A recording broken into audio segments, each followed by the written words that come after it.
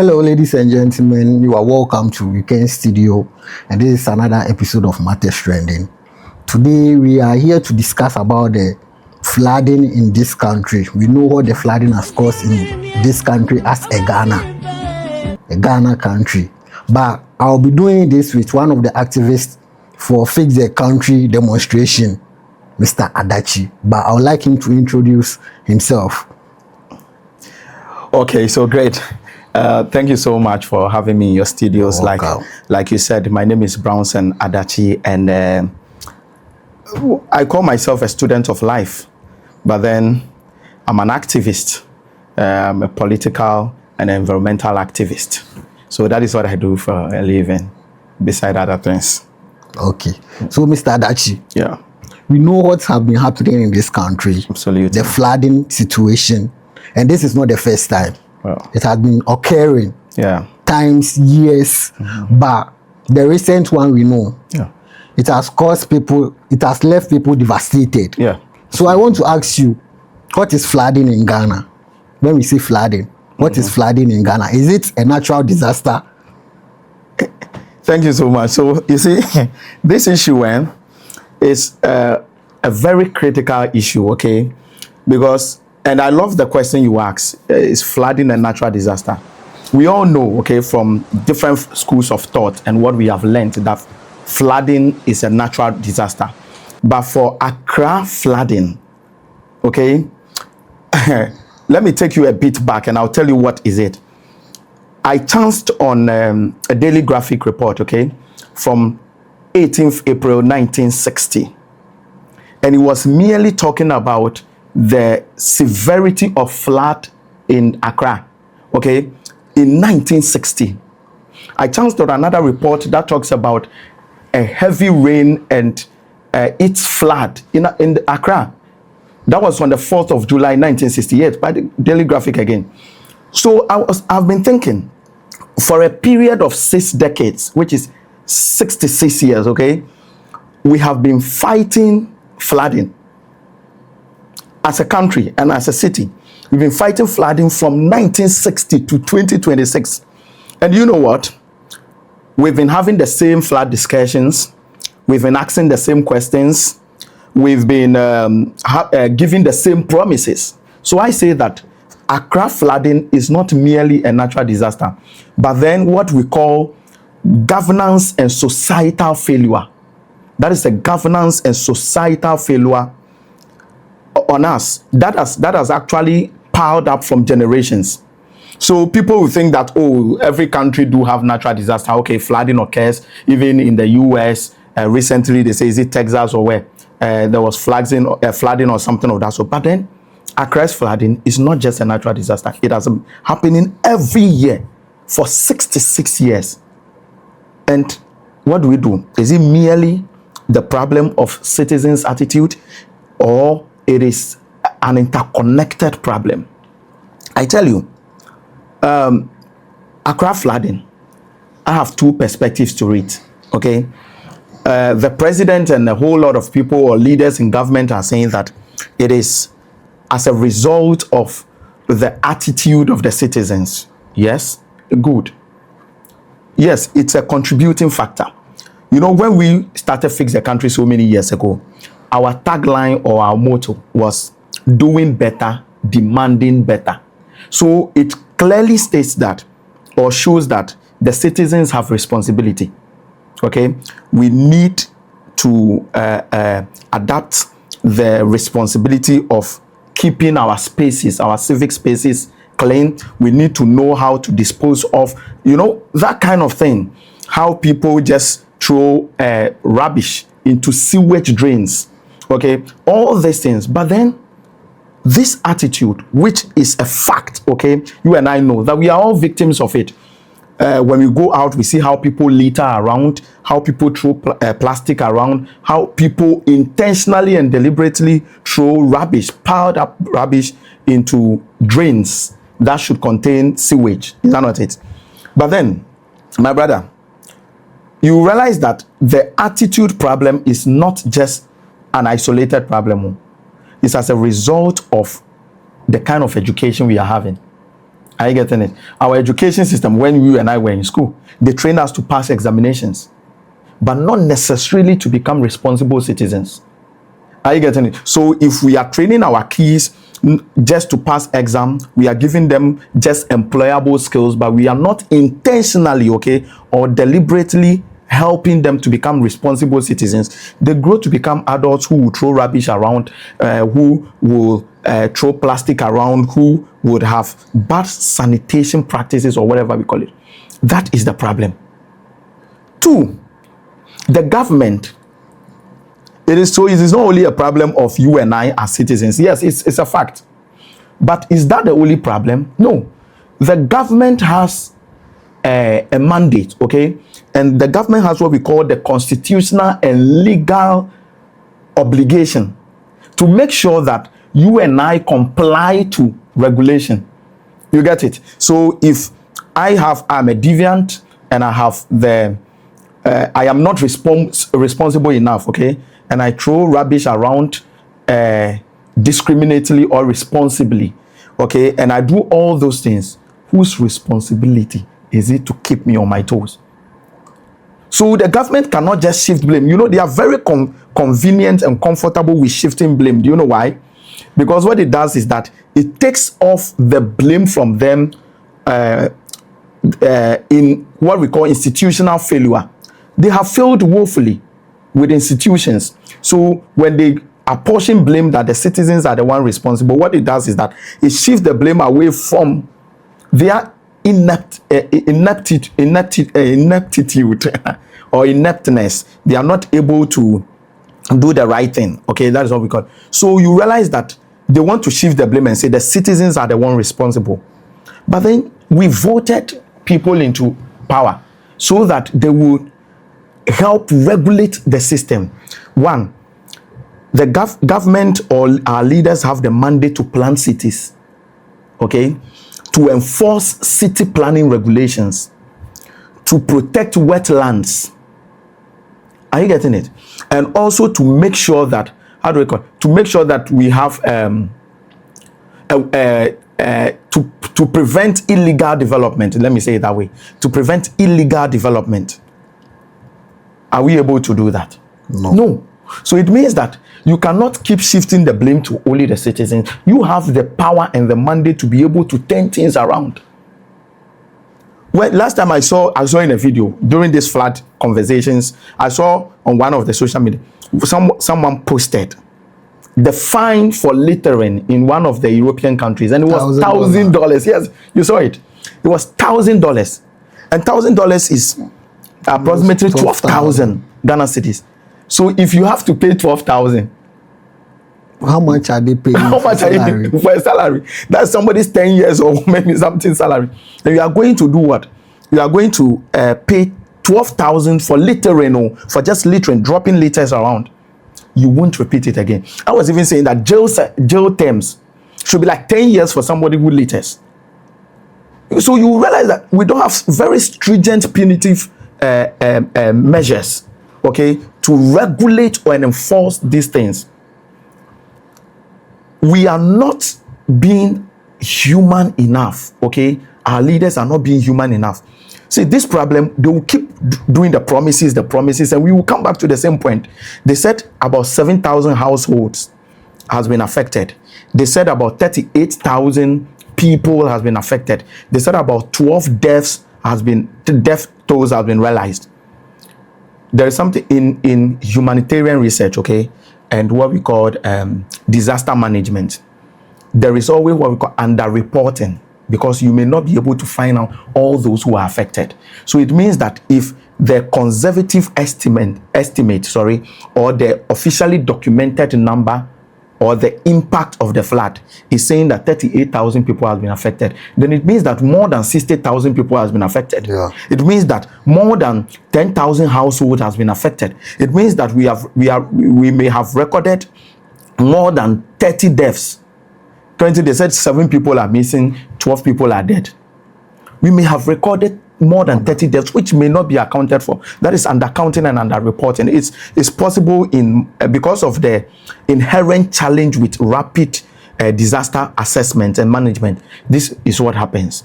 So even the data they are giving us is not it. It's not accurate. You get it? So it means that there are more people that have been affected in the recent flood. But is it a one-day thing? No, it has been happening every day. The June 3rd, right? We all saw it, right? It has been happening every day. And I just said 66 years.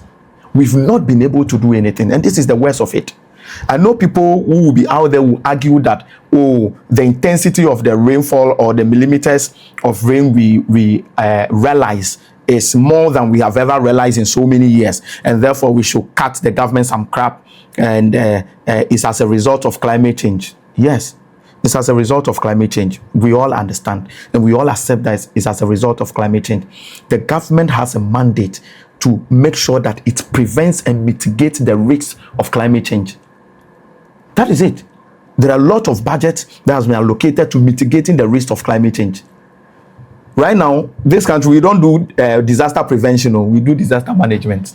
After the people have been affected, then you see them. You don't prevent it, you manage No, we manage it. Now we are not preventing. But you know, Ghana is we are poor when it comes to maintaining. Oh, maintenance crowd, they don't even bring it. Oh, you will not the road, your road. When they construct road for you, let me not even use the word construct. When they pour bitumen on stones for you, the next time they will do that is maybe 20 years. The next time they will come to your road is 20 years. So there's not a maintenance card, they just take it away. I'm talking prevention. We have to prevent flooding before it even starts. But now that we have realized the issue of flooding, they are now demolishing stuff, right? When they are demolishing stands and other things, to what end? We need proper planning. We need technical minds on board. Where are our geologists? Where are the civil engineers? Where are the hydrologists? Where are the drain specialists? Where are our architects? They will form task force, flood task force, and they are political people as part of the task force. You will see political minds, okay, people who are good in propaganda. They will not bring technical minds. They will not bring the technocrats. In our universities, we have civil engineers, right? People who have PhD and masters in civil engineering. Where are they? We have geologists. Where are they? Because one, our solution should be based on our system, okay? If, for instance, in our vicinity here, in maybe this locality, if they want to come and deal with the issue of flooding here, you even have to know the soil type. Are you getting it? And the soil behavior and all those things before they even do something.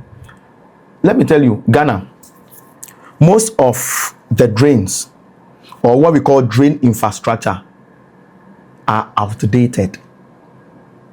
They cannot hold the current system of water and maybe development that we are seeing. Because the time it was constructed, maybe barely 1,000 people were around that vicinity. You can see some of the gutters, it was built by Kufuor. Kufuor, yes, far off. Even some of them, Kwame Nkrumah's time, they are still there. Are you getting it? So there has been no maintenance, nothing like intentionally to deal with drains. There has never been any effort like that. When did you say that? Oh, maybe people came around to deal with the drains within your locality. No. The assembly, local government, poor. I don't even want to talk about their issues. So, I've realized that Ghana, there is no intention. I just think that we are just doing anything. Even road construction. When they want to construct road for you, they will do gutters. They will start constructing the gutters. Okay? And the gutter, no engineering work. Nobody knows where water is coming from, where the water will enter the gutter. Do you understand it? Where it will go to, where they are directing the drain to. No. You will see they will just come and do gutters beside the this, and then they will come and pour this in bitumen, and then pour, and then that's all. You have a road. The gutter. When it rains, you realize that the water does not pass through the gutters. It passed through the road. They are doing it because we the citizens, we are demonstrating. And you say come and do it. So they will just do it for you. Why are you shouting? Hey, we have done it for you. So the intention is not there. So realize that our problem is bigger than we are even talking about. And anybody who thinks that citizens should be blamed, yes, we have to be blamed. We have to be held responsible by those we have given power. You get what I'm trying to say? So me, I don't think that, okay, the problem has come. They said, okay, we should blame the citizens. So we should go and look for them, or we look for ourselves and blame. Who has to put in the measures? That's why I stated earlier on that the government has a mandate to plan the city. Even if somebody has to come and build, that's why we go for permit, right? But when you go to your local assemblies, what do? You just pay them something, and then they will just give you the permit. They will not even come to the site. Yeah. So they don't even know where the building is, but they have given you permit. Yeah, you build. All we know is the money. Oh, is the money. So they are interested. You see, the thing is you coming to pay the money. When you are building and they come and write stop work by whatever assembly, what do? You go there, you pay the money. And then they give you permit. Then you come and continue. The structural integrity, to even check the integrity of the structure now. They don't have that time. The last time I was sitting in a boat, and I was having conversation with a boat driver, and he said, when you go to Nigeria, there are certain routes someone took upon himself to construct. Oh, yes. But Ghana, when you come to Ghana, the permit they will take you for constructing the road is twice the cost of the road. Yeah, it's even the cost of what you can. You can't even if you want to do it, they will tell you have to do it in the name of the government. So you go to roads and then you tell them, oh, I want to do my communal roads. You get the thing. And if they are not ready to do it, you have the funds, then you give it to us to do to us. We'll do it for you. They will give it to the government. Now, yes, yeah, because they have the mandate to do those. So you can't even do it. Giving it to the government, how sure are you that they'll do it? That one there, they will do it for you. They'll construct it in the way that you want. No, the way they know how to do it. They will do it the way they can do it that they can present the same way to the parliament. That yes, this is what our people are complaining of. You see, but me, I realized that Africa, our problem is that if they think that, okay, if I solve the problem, that's what I was talking about. If the problem is not there, how do we get the side monies from it? That's the problem. And this is what I've been pondering.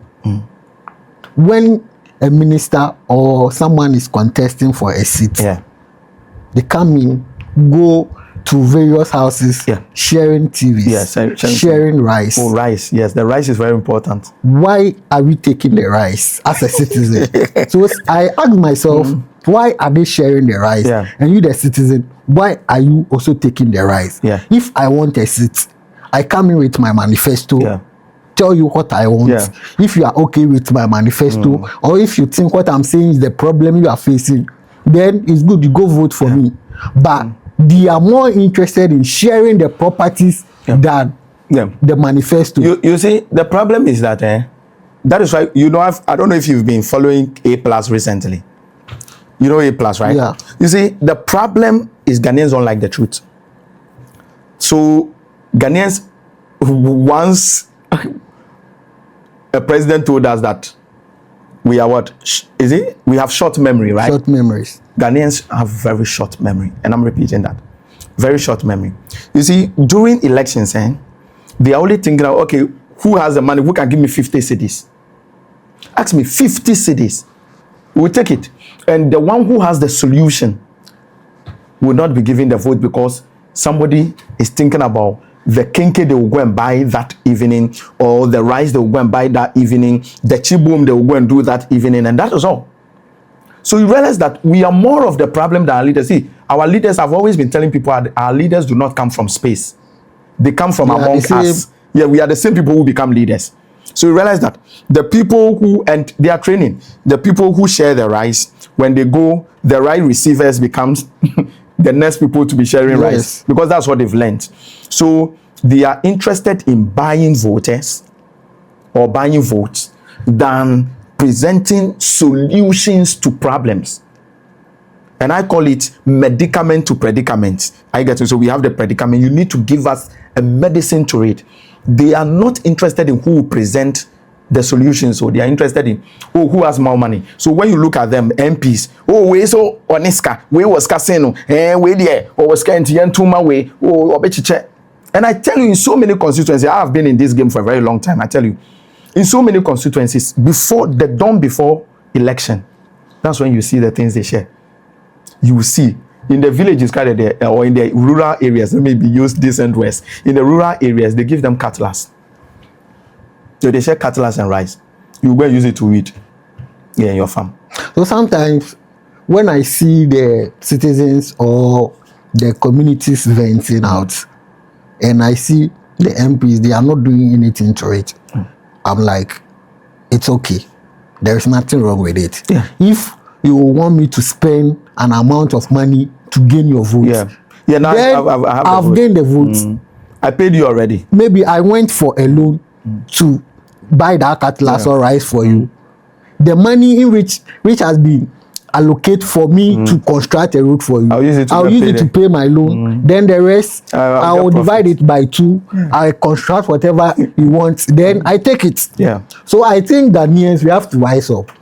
When someone comes to you with a job, they say, vote mamia. Okay, me vote ma. Or more. No, I don't need your rice. You said you want vote. Yeah. I'm thinking about what you are offering. Yeah. If I'm okay with what you are offering, cool, I'll vote for you. I'll vote for you. If I'm not okay, I'll not vote for you. Why are you giving me the rice? Yeah.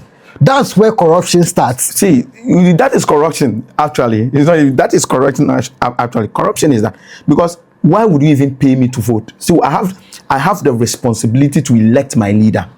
Why should you even influence me who I vote? Are you getting it? So it means that you bought the vote. You have already paid for the vote. So what again? I get it. And even that is not even the issue. Our Ghana, our system has been structured in such a way that the people who are really responsible for the things we have to do, and you see this local assembly, these flood issues, the local assemblies should be responsible. When I say local assemblies, I mean the people in charge of the local assemblies. We have DCs, we have MCs, are you getting it? We have the mayors. Now, the DCs have the singular mandate to develop the local assembly. So they are like a direct representative of the president at the local team. So when you look at this area, the local assembly here, the DC or the municipal chief executive is the one who should be developing. So mitigating the risks of flood and other things should be their responsibility. Are you getting it? Because they are a direct representative of what? How do we call it? The central leadership, that is the president at the local assembly.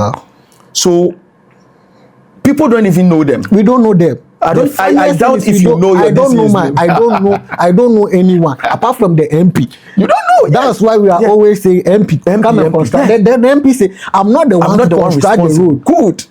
We don't know them. Yeah, we are not ready. When we started activism, some people called me from home, okay, that, they are rude and certain things, then the other things they need, especially around UHAS. And they sent me a message on Facebook and other things that we should come. I told them, go to your MCs. Go to the MC. Go to the office there. Bring them out. Ask them questions. And make sure you do not leave until they are ready to answer those questions. Because if we all divert our attention to the MPs, then they relax. The main people who should do the work, they are relaxing and they are embezzling the fund. Do you know that the district assembly common fund, okay, comes to the MCs and the DCs, okay? And I think, I stand to be corrected, okay? I stand to be corrected, but I think it's either 5% that goes to the MPs, and we call it the MP common fund. I think it's 5% or something. If I stand to be corrected though, but then I will do my satellite. But it's just something small. Then it means that about 90% of the money of the district assembly common fund goes to the MCs and the DCs. What do they do with it? Do you understand that? So I think that institutional failure, okay, Ghana, we don't have our problem is not that big. Every institution should work. Yes. Every institution should just work. And you realize that our problems will minimize. Every institution should just work. Those responsible for water should work. Those responsible for electricity should work. Those responsible for district assembly should work. Those responsible for prevention, disaster prevention and management should work. Everybody I should. think Ghana, we need education. Oh yes, a lot of education. Because the last time I was in a trotro, I was at the front sitting with the driver, and there was a pastor at my back preaching. So the pastor was preaching. When you look at the face of the passengers, you know from the face that they don't like what the pastor is doing. So we got to a place. Then I told the pastor, "Do you know what you are doing is a crime?" The pastor told me it's not a crime. I saw one gentle guy sitting with the lens, nice cat, telling me that in Fana, HSA, what the pastor is doing is a crime. They don't know. Then I told him, say, who are dressing nice? You don't know see what the driver is doing, the pastor is doing is a crime. No, he said preaching no. in public vehicles is a crime. There was an old man also near me. Then he was like, "No, there's nothing wrong." Then I said, "Okay, hold on, let me search." I searched. Then I showed it to the old man, and the old man was okay. Then he said, "Then we have to blame the driver because the driver gave the mandate to the pastor to preach." Then I said, "Okay, maybe the driver cannot voice out, so I know I have to voice out."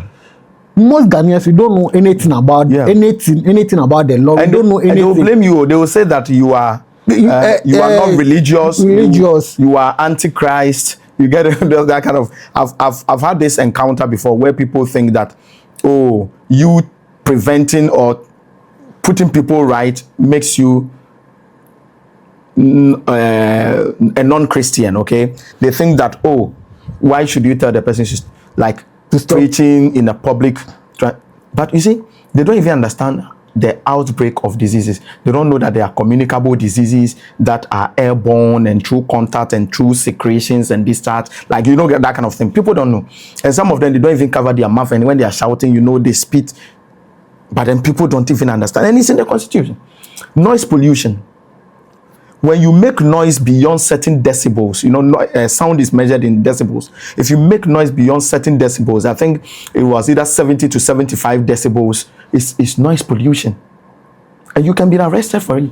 I confronted somebody who was blowing this motorcycle alarm at a public place, okay, where we were all gathered and we were having transactions. They nearly killed me. I tell you, they nearly killed me. That why do I think that it's a crime? What should they can make noise if he likes? And I said, oh, wow. And so those people who have shops and they play music, and I said, do you know they have license to operate those shops? And in the license they have shows that they are operating bars and other things. And it's even in the Constitution that if their decibels should rise, their decibels should be between the 70 75, and normal households should have decibels between 50 60. So if their decibels are 75 and it goes beyond that, that is when they tend to flout the law. But why should you be disturbing them? And when I before I confronted them, I took a sound the decibel recorder out, and it was around 89. Even before I confronted, it was deafening. It was very deafening. So I think Ghana, that's what I'm saying, that we are part of the problem. So it's like a two interconnected perspective. All of us, the leaders are Ghanaians, we the citizens ourselves, we are Ghanaians. We all have a problem. And our problem is education, like you said. People think that education is just going to school, okay? Being within the four corners of some walls, and then you are schooling, and that makes it education. But education is access to knowledge, access to information. You have to be informed. Whether you are informed via the television, you are informed via social media or the internet, whatever, it's education. Whether somebody tells you or not, it's education. We need serious education in this country. People, as at now, people think that the gutters are for litters and rubbish. They don't know that it's for sewage. I'm telling you. You think that you go and people think, yes, people think the gutter should contain rubbish. And that is the severity of our problem. The severity. Sometimes I'm tempted to say that we are all mad, but sorry for the use of that word on your platform. But I think that everyone. But the bigger problem is the person who have the mandate to regulate us. let me tell you, this issue with sanitation, in as much as we are blaming the citizens, I don't know if when we were young, there used to be these containers, metallic containers, where in communities, okay, where they dump rubbish. Mostly the Saito schools. Saito schools, you see them there, good. That they will dump the rubbish. Let me draw your mind to something. If you could vividly remember, okay, the container becomes full for over 2 to 3 months, now be on the fire. It is there. Nobody carries it. And it can be there and the whole place will become a dump. Now people come and then they throw the things there. The container is full, the surrounding of the container becomes a refuse dump. Are you getting it? And it's open. And flies go there and then go around. Yesterday I saw a video on TikTok, the same container, the Zoom Live container, the middle of a road. It seems the outer lane. Yeah, outer lane. And someone recorded it. Yeah. Uncovered. Just open. Yeah. Around maybe 12 to 1, 12 getting to 1. Just there. It's there. And I see, it could be a fact that thing has been there for more than months. So many months. And they will not come for it too. Even the one that the Zoom Lion brought to your houses, or you register and you took from Zoom Lion, how many times do they come for it? So right now you see that people have started using the aboboya and other things to cut the rubbish to the dump site. Are you getting it? Now, at the end of the day, some of them too, when they carry it from your house, they throw it somewhere. They just go and pour it in some bush somewhere. Are you getting it? Because maybe the nearest dump site is very far. It's not even far. If it's even far, the last time my friend recorded how they line up the aboboya. Yes. They line up because they want to dump the refuse. They line up about 100 of aboboya. Yeah. Are you getting it? So it means that intentionally, government has not intentionally decided to deal with sanitation. It's zero. Government's effort to deal with sanitation. I don't know why we don't do recycling. There are private recycling these things, and I think they are doing recycling there. But you see, the problem is not the recycling. No, the problem is how we are able to manage waste. The government has mandated to manage waste effectively. Are you getting it? Now the waste doesn't even go past your house. How does it end up at the recycling bin? Are you getting it? Because at the end of the day, the refuse or the whatever you do, they don't even. There is no central point where they come for it. In the city here, there's no central point where they come for it. Are you getting it? Now, as they are not coming for it, how does it end up with the recycling plant? Or at the recycling plant? You get the problem.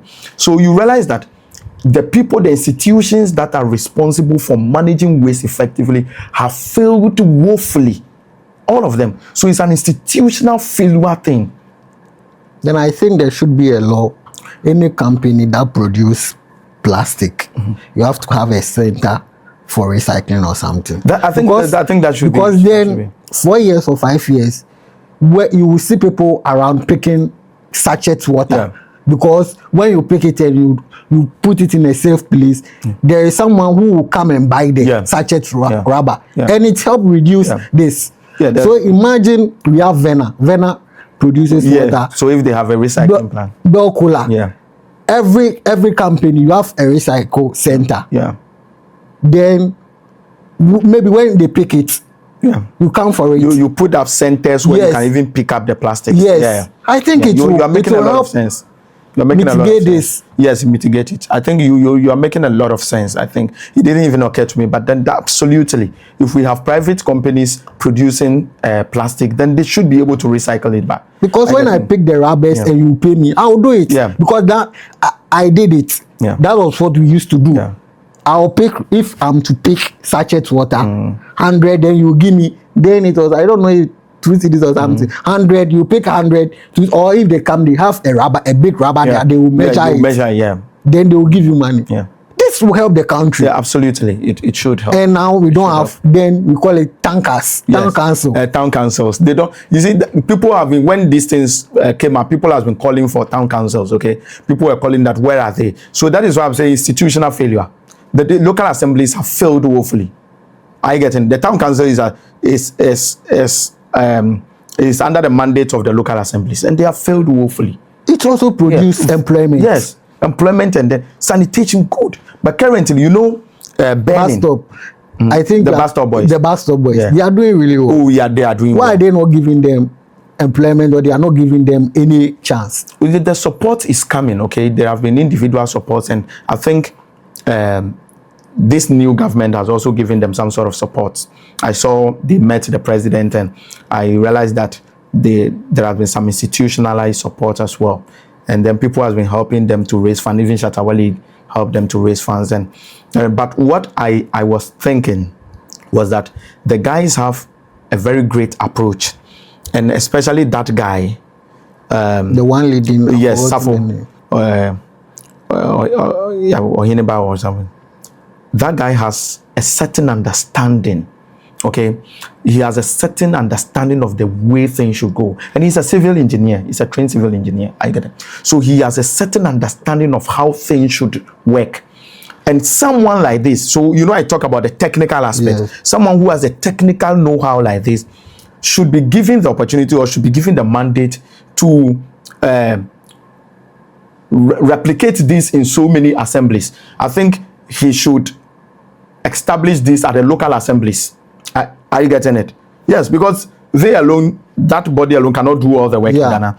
If they establish bus stop boys, maybe at that time, municipal bus stop boys, they establish Ponkatamansu municipal bus stop boys, then you get that kind of thing. Maybe Ayawaso West bus stop boys, it would have helped a lot. They can do it. Yes, they can do it. But who is going to support? Yeah, that's why I'm saying that for the government to even support them to do that, because it's the government that will have to support them to do that. Intentionally, the government is not responsible for anything. They don't want to. Do you know that Ghana, we don't care about the lives of people? 12 lives have been lost, so it's nothing to us. Yeah, even one life should be of importance to us. But 12 lives, we have recorded, they are saying documented 12 lives. We have more than 12 lives lost. It's not a problem. Nobody says it. Ghana, governance is defined this way. They will solve the problem. The problem will come.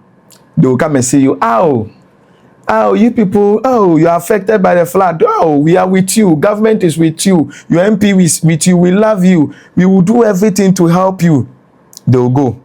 Or they will come and give you rice and tin tomatoes. They will go. Next year, the same thing will happen. They will come to you. Oh, my brother. Oh, it's not easy. We saw the news. Then we decided as a loving MP, or maybe a leader, I decided to come so that to check on how the things are happening. We will do something about it. We will let the government know, and we will do something about it. You know, that kind of voice. Nonsense. So this Tech Entry, he tweeted something. Yeah, Tech Entry. It was like, when the incident happened, we saw our president in helicopter. Yeah. Why don't we have these kind helicopters which will help to rescue people? Good. The fire service, they don't have enough equipment. They were even trapped in the flood. They were going to off fire. You know, look at the English, I'm sorry.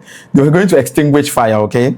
The fire outbreak. And they were stuck in the flood. Okay, the flood one. They were stuck in the water and they couldn't move.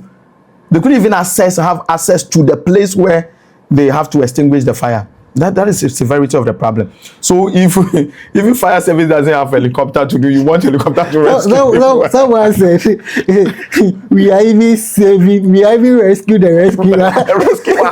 Yes, very true. Because I realized people were helping the fire service people to even work in the water. So you see, even though it's a very sad issue, you know, we have to laugh about it sometimes, but then it's a very sad issue for us as a country. Very, very sad issue. And I think that we need to start holding leaders accountable intentionally. Greater Accra Regional Minister, if I mention her name, then I'm laughing. Honorable Linda Oklu. Aqua woman. Hey. I better not talk, because you see, I don't know what they've done. A lot of money has been spent. You know, one thing, let me just make this statement. One thing that is very annoying is the fact that they tend to play political games with flooding. You know, the government will say that the NDC government will say that MPP people, they Sisira Dapa embezzle the money that was supposed to be used to dredge the Odo River, and that is the cause of the problem, and the MPP cannot tell us to solve the problem. And the NDC will say, the MPP will say that, NDC, you are not doing anything, you've not been able to. My brother, whoever complains, okay, has a valid complaint. Whether the person is MPP, the person is CPP, GPP, APP, they are Ghanaians first of all. You and I, we are Ghanaians first of all. So when we are confronted with a problem, we should complain and we should hold the current leadership accountable, because you are the people we have voted. See me, if I had wanted to continue with the mess MPP was doing, we would have retained them. We wouldn't have voted for a new government. We would have retained them that keep embezzling the money that is meant to help dredge Odo and then do other things and let us die in flood. We would have retained them. But no, Ghanaians realize that, okay, these people are not competent enough. So let's give the mandate to another person we think they are competent. Because during the SWAL government, that is Akufo-Addo's government, when flood occurred, Mahama came to it. Sorry, our president, His Excellency Dramani Mahama, he posted that it's as a result of the failure of the government to deal with the flooding. And I remember one student died. And he said he was very devastated with the death of that student. And he said it was as a result of the failure of the then government. Now, NDC is in power. Oh, the thing is, if they are in opposition, they have all the solution to the problem. Yeah. But when it comes into power, they don't have it. Yeah, the solution just disappears. And you are in power, you have the mandate, and you still blame the citizens. You say it's as a result of, yes, highly, we all agreed. That's attitudinal problem. But who is supposed to enforce regulations? We know that there will be deviants. We know that there will be thieves in society. We know that there will be armed robbers. That is why the law is there. You have the constitutional and legal mandate or obligations. You are not exercising it. So you are a failure. So the government is the number one failure, followed by the citizens. That is why I call it the governance and societal failure.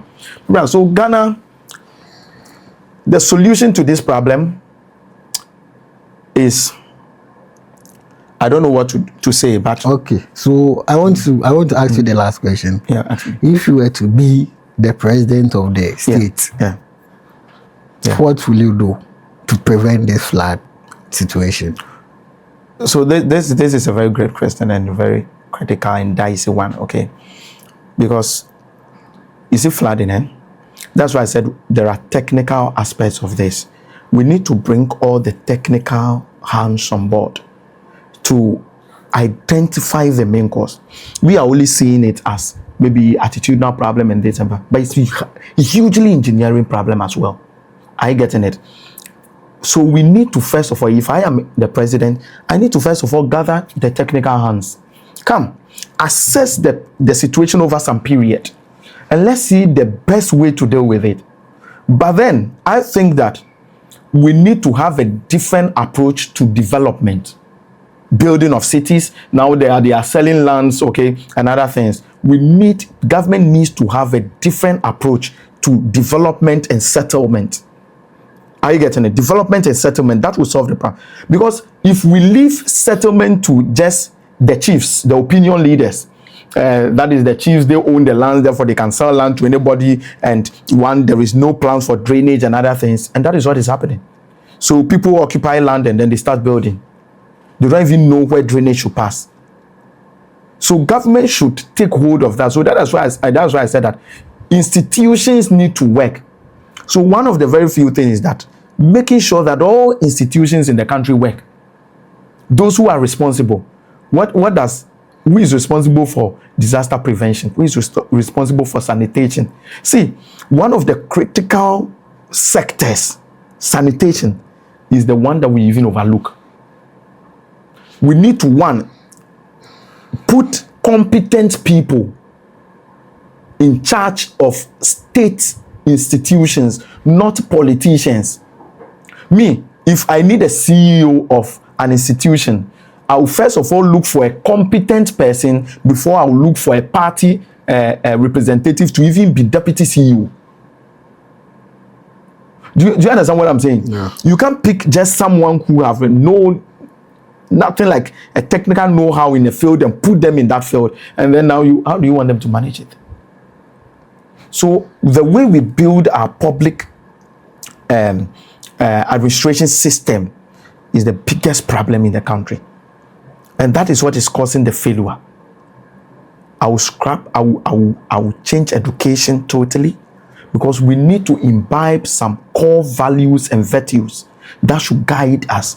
See, civic responsibility, integrity, that if nobody is looking at me, I don't have to drop my this thing on the floor or anywhere.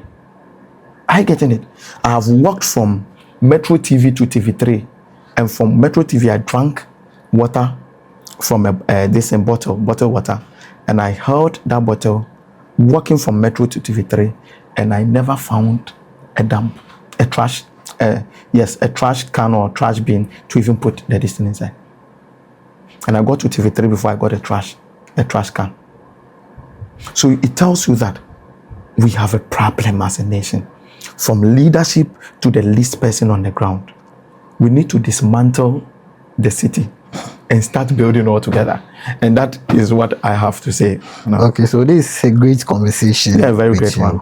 Thank you for coming. Thank you so much. Thank you so much for giving me this great platform to have this conversation. Thank you.